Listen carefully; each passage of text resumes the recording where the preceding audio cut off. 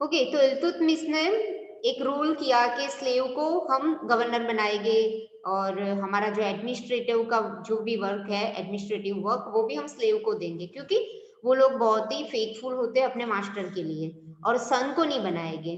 तो can you think any reason why a slave would be better than a son? Son से अच्छा क्यों होता होगा?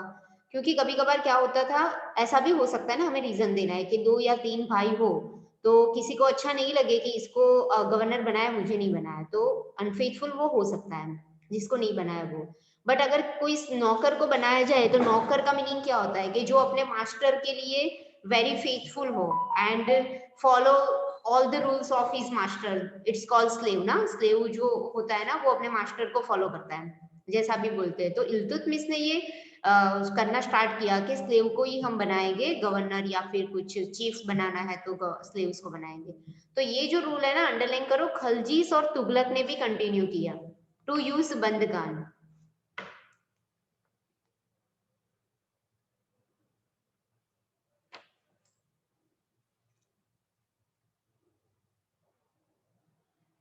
ओके, हो गई अंडरलाइन। खिलजीस और तुगलक ने भी इसे इसे कंटिन्यू किया कि बंदगान मतलब जो स्लेव्स होते हैं ना, उसको चीफ गार्ड बनाएंगे, गवर्नर बनाएंगे, ये सब उन लोगों के पास कराएंगे। Also raise people of humble birth who were often their clients, मतलब जो राजाओं के, मतलब किंग्स के जो क्लाइंट्स रह चुके थे, उन लोगों को भी बोला जाता था कि जब आपके घर में कोई बच्चा जन्मे, तो मतलब हम्बल बर्थ का मतलब यही होता है कि जो भी आपके पास बच्चा हो, छोटा हो, तो उसे हमें दे दिया जाए।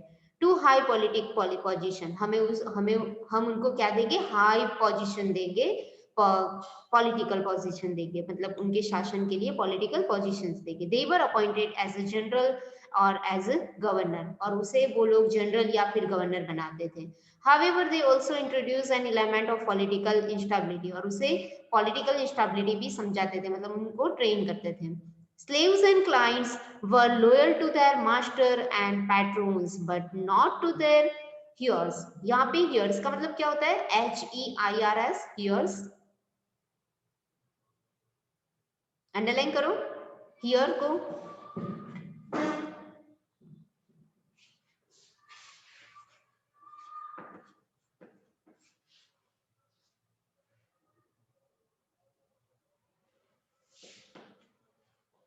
पता है किसी को?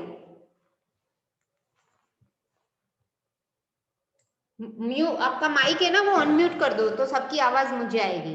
अनम्यूट कर दो।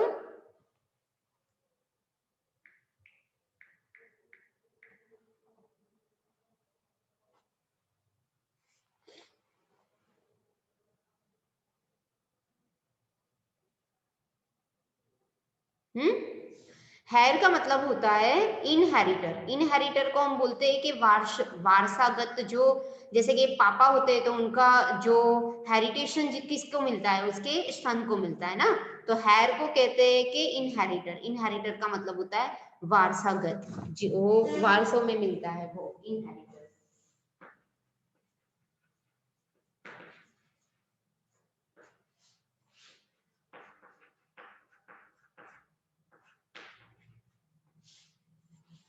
ओके, तो यहाँ पे देखो कि जो अंडरलाइन करना है ना, आपको अंडरलाइन करते जाओ। किसी प्रॉब्लम है? ओके, देखो स्लेव जो थे ना, या फिर क्लाइंट जो थे, वो very loyal for their master but not to their heirs, मतलब किंग को वो बहुत ही फेथफुल रहते थे, बट उनके सन को नहीं रहते थे।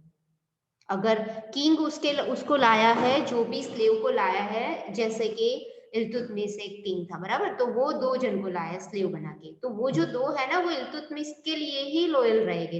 इल्तुतमिश के सन हो गए, डॉटर हो गए, उसके लिए लॉयल नहीं रहेंगे, मतलब उसके लिए फेथफुल नहीं होंगे। वो उनके सन और डॉटर के लिए काम नहीं करेंगे। किसके लिए काम करेंगे? ओनली द किंग वो परचेस्ड हिम, जो जिस जिस किंग ने उसे परचेज किया है, उनके लिए ही वो काम करेगा। Their sultans had their own servant.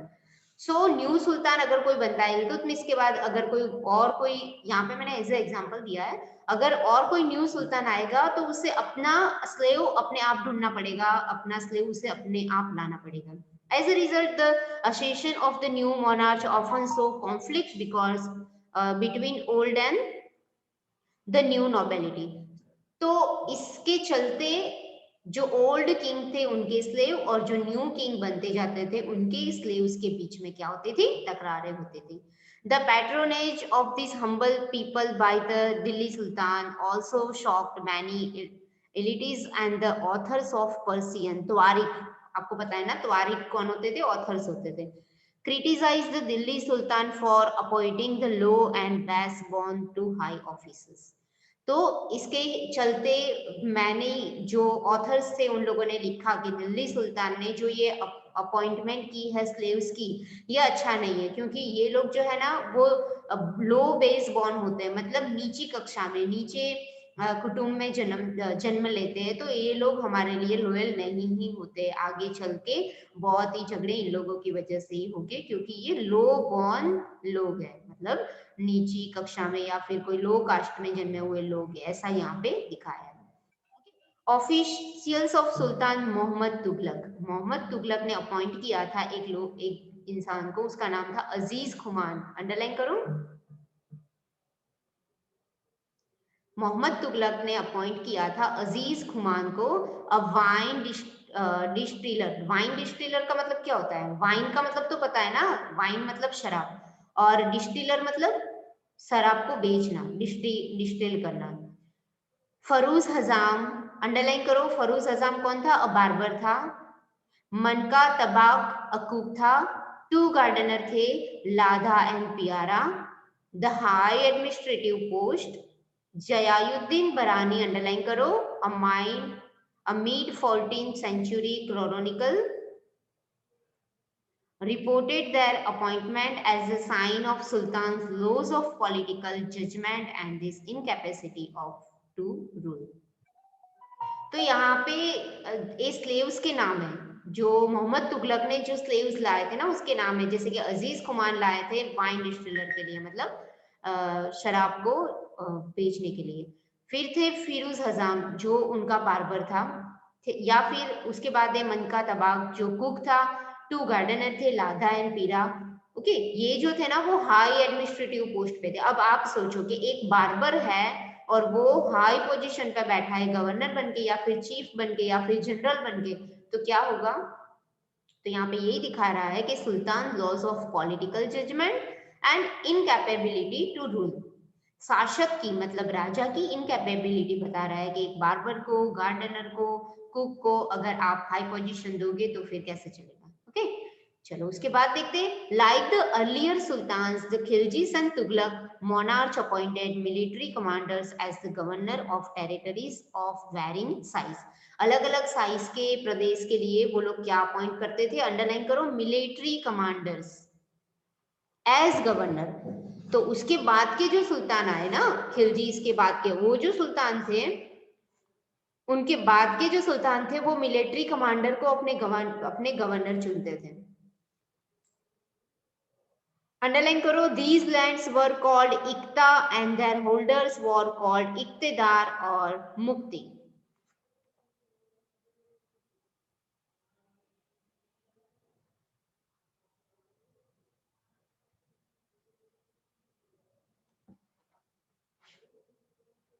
Okay, की underline done.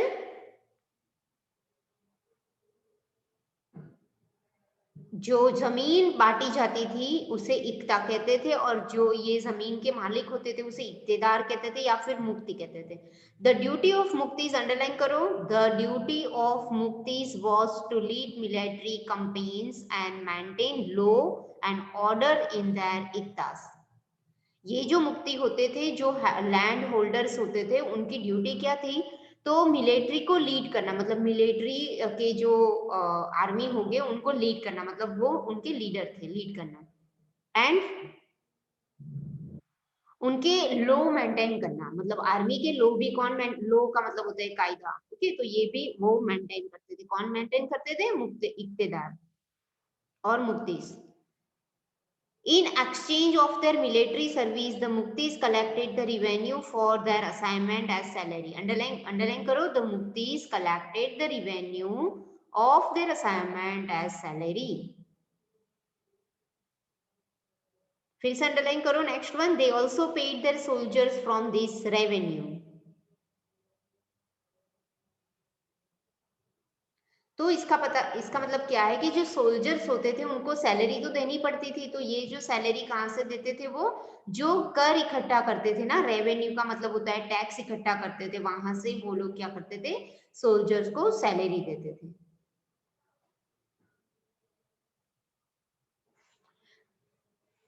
Control over Muktis was most effective if their office was not inheritable and if they were assigned iktas for a short period of time before being shifted. Okay तो बहुत सारे इक्तेदार बनते थे ना, छोटे छोटे प्रदेशों के लिए बहुत सारे इक्तेदार बनाते थे और उनके लिए एक हाई ऑफिस बनाई जाती थी जो उनके ऊपर व्यू रखती थी, मतलब ध्यान रखती थी. These harsh condition of service were rigorously imposed during the reign of Alauddin Khilji and Muhammad Tughlaq. Accounts were appointed by state to check amount of revenue collected by Mukti.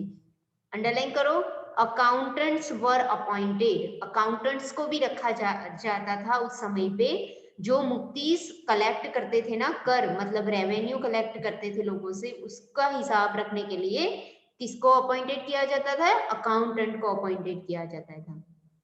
Care was taken that Muktis collected only the taxes prescribed by the state and he kept the required number of soldiers.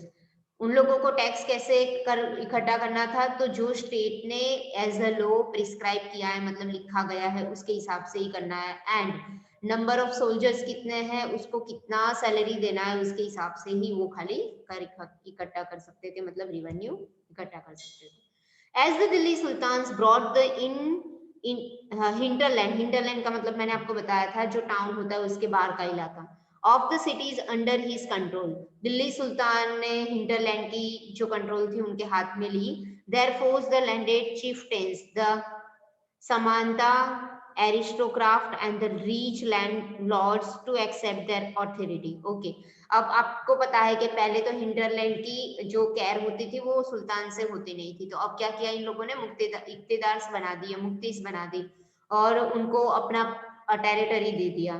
तो इनकी वजह से क्या हो गया कि जो अमीर जमींदार थे ना, लैंडलॉर्ड मतलब जमींदार, उन लोगों को अथॉरिटी दे दी कि आप हमारे राज्य में रहना चाहते हो तो आपको इतना प्रदेश संभालना पड़ेगा.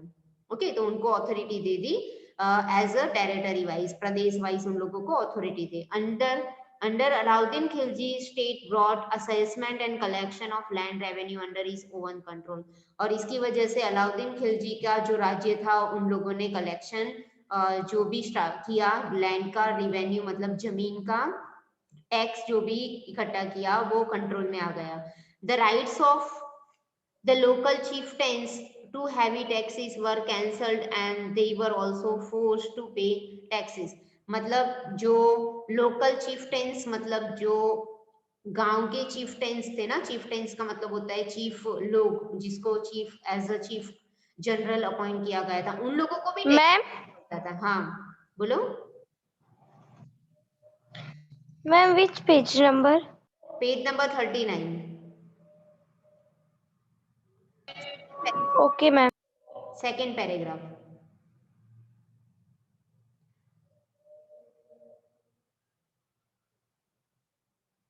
ओके, तो चीफटेंस का मतलब क्या होता है कि जो गांव के चीफ लोग थे ना, जिनके पास जमीन रहती थी, जो जमींदार रहते थे, उन लोगों को पहले टैक्स नहीं देना पड़ता था, बट अब तो उन लोगों के पास से भी टैक्स लिया जाता था. The sultan administrator measured the land and kept careful account. Sultan का जो एडमिनिस्ट्रेटर होता था ना, वो पूरा लैंड का हिसाब रखता था. Some of the old chieftains and landlords serve the sultan as a revenue collector and assessors. There were 3 types of taxes. Underline करो कौन से टैक्स लिए जाते थे. On cultivation called खराज and amounting of about 50% of pleasant produce.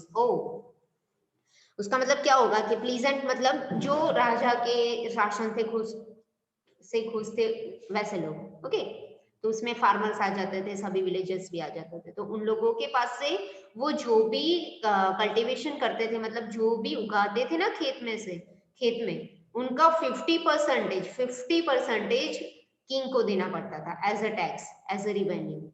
और second one, on cattle and houses. Cattle का मतलब क्या होता है? Ma'am sheeps. हाँ, सब जो बफेलो रखते थे, काउज रखते थे, गॉड्स रखते थे, ये सब कैटल में आ जाता है, बराबर। तो ये जो एनिमल्स रखते थे ना, वो पालतू एनिमल्स, उनका भी कर था। आप कितनी भैंस है आपके पास, कितनी बफेलोज है, तो उनकी इतने रुपए। ओके, तो इसका भी देना पड़ता था रेवेन्यू। और हाउसेस का भी, वो तो हम भी अभी तक वो तो चल रहा है ना, कि हम जहाँ पे रहते हैं उनका हमें रेवेन्यू मतलब कि टैक्स पे करना पड़ता है। ओके, तो 3 टाइप के टैक्सेस थे। 50% of cultivation of the product, जो भी प्रोडक्ट मिलती थी उसमें से 50% देना कैटल के ऊपर और हाउसेस के ऊपर। तो ये याद रखना है, अंडरलाइन किया हुआ जो भी है वो ही याद रखना है, बराबर। बाकी सब तो खाली समझना है। It is important to remember that large part of the subcontinent remained outside and control of Delhi Sultan. याद रखना पड़ेगा कि लार्ज पार्ट ऑफ सब कॉन्टिनेंट, मतलब हमारे देश का जो भी सब कॉन्टिनेंट्स है, बाजू के जो भी देश है, वो सब किसके कंट्रोल में थे? दिल्ली सुल्तान के कंट्रोल में थे। It was difficult to control distance province like Bengal from Delhi sooner after annexation southern India. The entire region became independent. मतलब हमने पहले भी देखा कि बहुत ही दूर का डिस्टेंस होता था, तो कोई उसे, मतलब कोई भी शासक, मतलब जो रूलर था, किंग था, वो उसे अच्छी तरह से कंट्रोल नहीं कर पाता था। तो क्या हो गया, धीरे धीरे वो इंडिपेंडेंट हो गए, मतलब वो किंग पे डिपेंड नहीं थे, वो अपने आप इंडिपेंडेंट हो गए। इवन इन द गैजनेटिंग। मैम हाँ मैम मुझे इसका प्रोनाउंस सिखाओ ना। इसका प्रोनाउंस, मैं स्पेलिंग बोलती हूँ। ANNEXING। इनेक्सिंग। उसका मीनिंग क्या होता है मैम? मतलब साउथ एरिया को अपने कवर में लेना, अपने कंट्रोल में लेना। देखो, soon after annexing okay. Southern area, बराबर, साउथर्न इंडिया। मतलब वो लोग जो थे ना, जो शासक थे तब, कौन था? अलाउद्दीन खिलजी थे। अलाउद्दीन खिलजी के पास पूरा पार्ट था साउथ एरिया, साउथ जो इंडिया था ना उसके पास था। तो इनको उसने दिल्ली को अनेक्सिंग साउथ इंडिया, मतलब साउथ इंडिया से उसने जोड़ दिया, अपने हिस्से में ले लिया, अपने कब्जे में ले लिया। मतलब तो अनेक्सिंग का मतलब होता है जोड़ना। Okay, annexing southern India and entire region, मतलब पूरा रीजन, मतलब पूरा प्रदेश जो साउथर्न एरिया में था, बिकेम इंडिपेंडेंट। मतलब वो अपने आप इंडिपेंडेंट हो गया, क्योंकि किंग तो उसके ऊपर कंट्रोल रख नहीं पा रहा था। Even in the gangetic plain there were forested areas that sultan force could not प्लानिक्रेट। मतलब क्या हो गया कि जो फॉरेस्ट एरिया था वो भी सुल्तान के हिस्से में से इंडिपेंडेंट हो गया। Local chieftains establish the rule in this region. अब क्या हो गया कि अगर सब इंडिपेंडेंट हो गए, अगर सब किंग से अलग हो गए, किंग से अलग होना मतलब अपना कंट्रोल अपने आप रखने लगे। ओके, क्योंकि किंग तो वहां पे रेगुलरली देखभाल रख नहीं पा रहा था। तो क्या हो गया कि जो चीफ टेंस थे ना, चीफ टेंस का मतलब होता है प्रदेश के शासक, छोटे छोटे शासक जो बनाए थे, तो उन्होंने अपना रूल दाखिल कर दिया अपने अपने एरिया में कि हमें ऐसे काम करना है, हमें ऐसे काम करना है। जैसे कि हमारे गांव में सरपंच होते हैं ना, वैसे वहां पे भी छोटे छोटे चीफ टेंस जो थे, उन्होंने अपना रूल अब सबके ऊपर दाखिल कर दिया। Sometimes ruler like Alauddin Khilji and Mohammad Tughlaq could force their control in this area but only for a short duration. कुछ कुछ समय पे वो लोग ध्यान रखने के लिए आते भी थे, रहते भी थे, बट वेरी शॉर्ट ड्यूरेशन, बहुत ही छोटे या फिर कम समय के लिए। ओके, तो यहाँ पे देखो, इब्ने बतूता करके एक 14th सेंचुरी में ट्रैवलर आया था फ्रॉम मोरक्को, जो अफ्रीका में है। उसने एक्सप्लेन किया है चिफ्टेन्स के लिए। चीफ टेंस का मतलब क्या होता है कि जो प्रदेश के लिए चुने गए हुए लोग होते हैं ना, जो जिसे मेन बनाया जाता है वैसे। तो इब्ने बतूता एक ट्रैवलर था जो वहां अफ्रीका के मोरक्को से आया था। उसने देखा होगा चीफ्टेन्स को, तो उसने उनके बारे में लिखा है। देखो, fortified themselves in mountains, in rocky, uneven and rugged places as well as in bamboo groves। मतलब वो लोग कहाँ पे रहते थे? बहुत ही पहाड़ी विस्तार पे, जहाँ पे बहुत ही पत्थर वाले एरिया थे और जहाँ पे बम्बूज बहुत ही ग्रो होते थे, वहां पे रहते थे। In India the bamboo is the not hollow, it is big. मतलब उस समय में बम्बू जो होते थे वो इंसानों के लिए, मतलब चीफ्टेन्स के लिए बहुत ही बिग थे, मतलब बहुत ही बड़े थे। क्यों? क्योंकि it several parts so intervene that even fire can not effect them. मतलब वो ऐसे एरिया में रहते थे जहाँ पे बहुत ही बम्बू होते थे, तो उसके हिसाब से उनको कभी कभी अगर फायर हो जाए जंगल में तो भी वो लोग इफेक्ट नहीं होते थे, अफेक्टेड नहीं होते थे। They are on the wall every strong.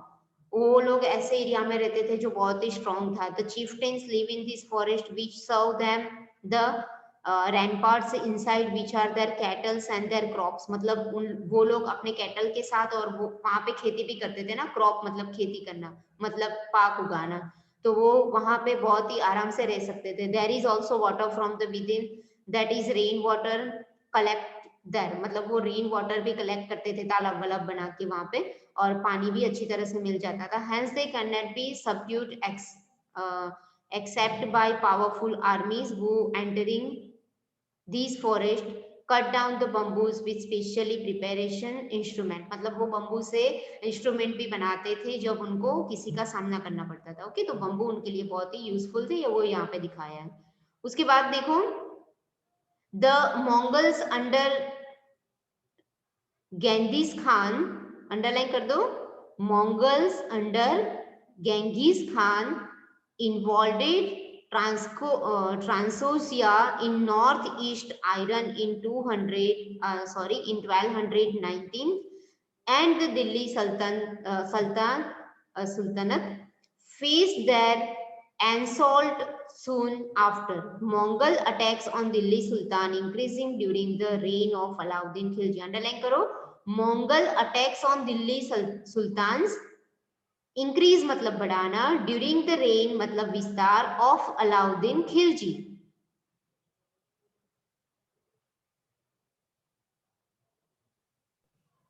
Ma'am Khilji तक ही करना है? हाँ, खिलजी तक करना है। These forced two rulers of mobilize a large standing army in Delhi, which posed a huge administrative challenges. Let us see how the two sultan dealt with this। अब ये देखते हैं कि दो सुल्तानों ने कैसे अपना राज्य जमाया। ओके, तो यहाँ पे देखो, सबसे पहले अलाउद्दीन खिलजी, दिल्ली वॉज अटैक्टेड ट्वाइस। दिल्ली में 2 बार उसने अटैक किया था। किसने? अलाउद्दीन खिलजी ने। in 1219, 99 and 1302 में से लेके 1303 तक उसने 2 बार अटैक किया था अलाउद्दीन खिलजी ने। ओके, उसके बाद है मोहम्मद तुगलक उसके सामने। The sultan was attacked in army years of Mohammad Tughlaq reign. Reign का मतलब होता है विस्तार, या फिर रेन का मतलब होता है उसका समय, शासन। The Mongol army was defeated. Muhammad Tughlaq was confident about the strength of his army and his resource to plan an attack of Transoxiana. He therefore raised a large standing army। मतलब जब सुल्तान पे मोहम्मद तुगलक पे attack हुआ तब उसके defend में कौन थे? मंगल्स थे। मंगल्स ने उसे डिफेट किया था, मतलब उनको बचाया था। और अलाउद्दीन खिलजी ने 2 बार क्या किया था? अटैक किया था। अब कंस्ट्रक्शन की बात करें अलाउद्दीन खिलजी की, तो उसने न्यू गैरिसन टाउन बनाया जिसे हम सीरी के नाम से जानते हैं, फॉर सोल्जर्स। हमने पहले देखा कि सीरी में कौन रहते थे, गैरिसन टाउन में कौन रहते थे? सोल्जर्स रहते थे। Okay,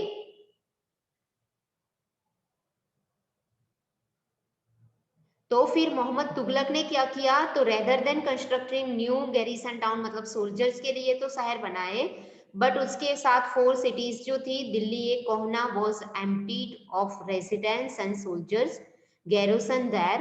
The residents of old city were sent to the new capital of Daulatabad in south, मतलब मोहम्मद तुगलक के समय में क्या हुआ, लोग जो थे जब सोल्जर्स सिरी और गैरिसन टाउन में रहने के लिए आ गए तो लोग कहाँ पे ट्रांसफर हो गए, दौलताबाद में ट्रांसफर हो गए, जो साउथ में है, दिल्ली के साउथ एरिया में। ओके, चलो यहाँ तक रखते हैं, इसके बाद नेक्स्ट लेक्चर में देखेंगे।